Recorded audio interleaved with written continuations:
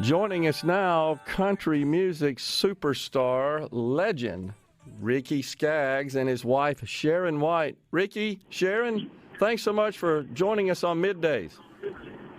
Well, thank you, Gerard. I just mashed my gas all the way to the floor when I heard Country Boy come on. Good Lord.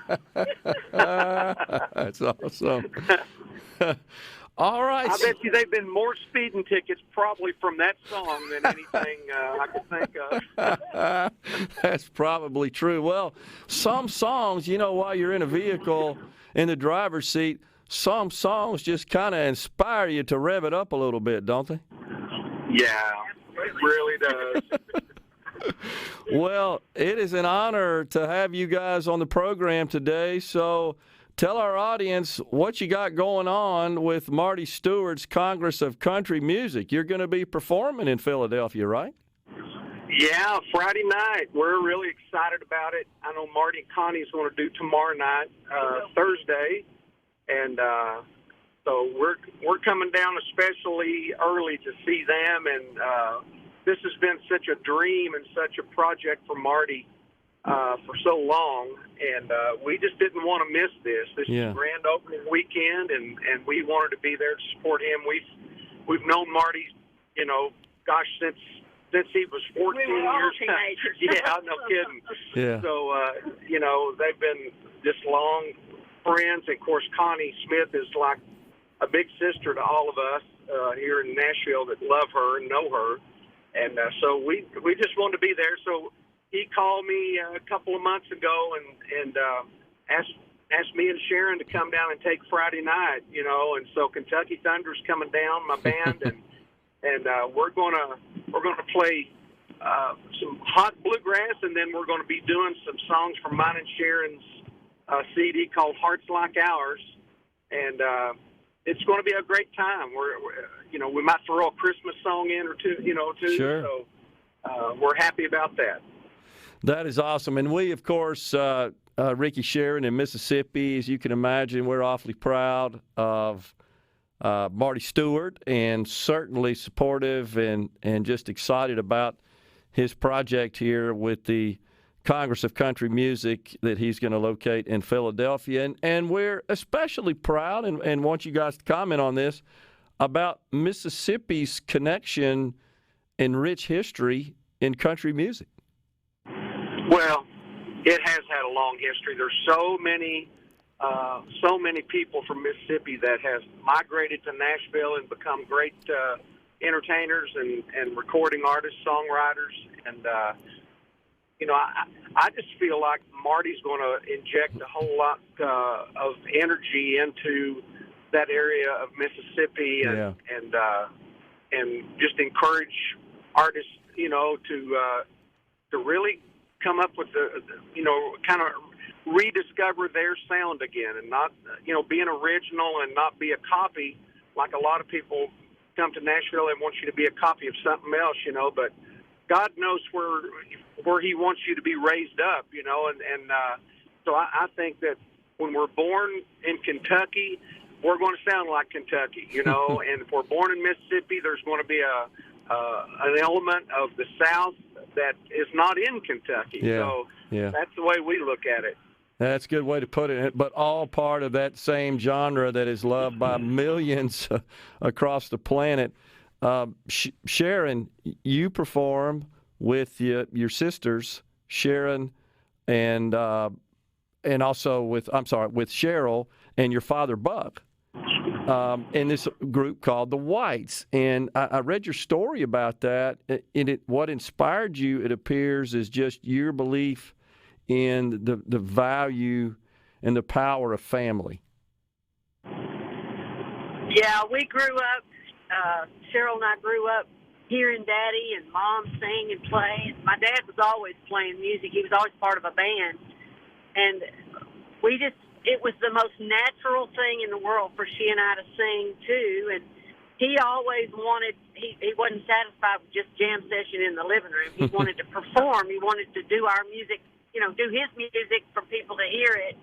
And so when we got old enough and good enough, he put us in the show, and before long, we became a family band. And yeah, there's just so much, as Ricky was talking about history and music and all that, so much of especially country music and gospel music history is all centered around family and family music.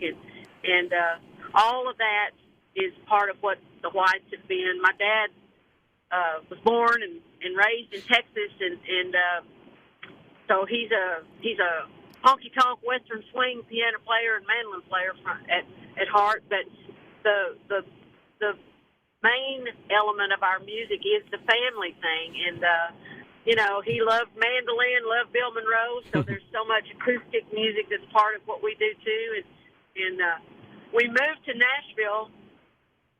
I was a teenager. We moved to Nashville in 1971 with the dream of just being able to make our living as a family, playing music. And then in 1984, we were made members of the Grand Ole Opry. We've had a lot of blessings that have come our way. And, my daddy next week will be 92 years old. Wow. And he still can play.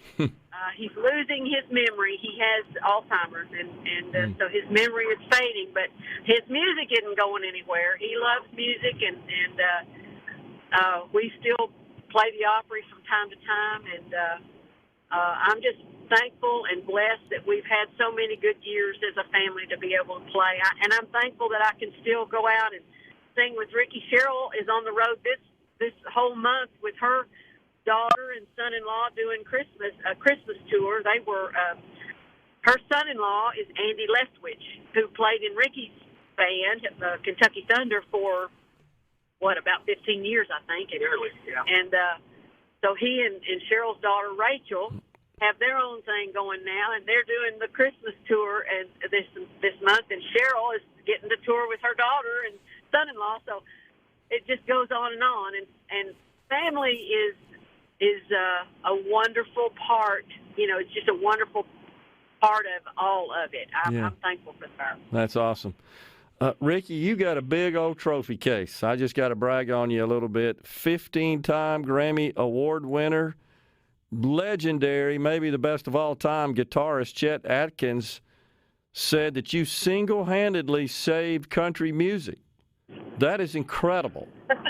Yeah. And I know you've had a storied career, a successful career. You've brought so much pleasure to so many country music fans. What do you attribute it to? What inspired you? And you're still kicking, and you're obviously still performing, and you're on top of your game.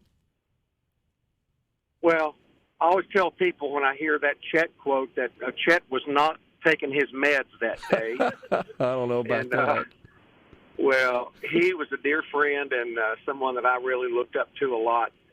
But I think longevity is just the love of music that God has put in my heart since I was a little kid. I mean, I started playing when my dad bought me a mandolin when I was 5 years old, and I had been singing with Mom and Dad at the house and singing at church even before then, and so there was just this love, for the music that I've always had, and I've always wanted to reach deeper and go farther and just keep kind of pushing through and one of the things that I've really discovered and I've appreciated, I guess I was doing roots before I even knew about roots, and but I think once I realized that I carried something old and something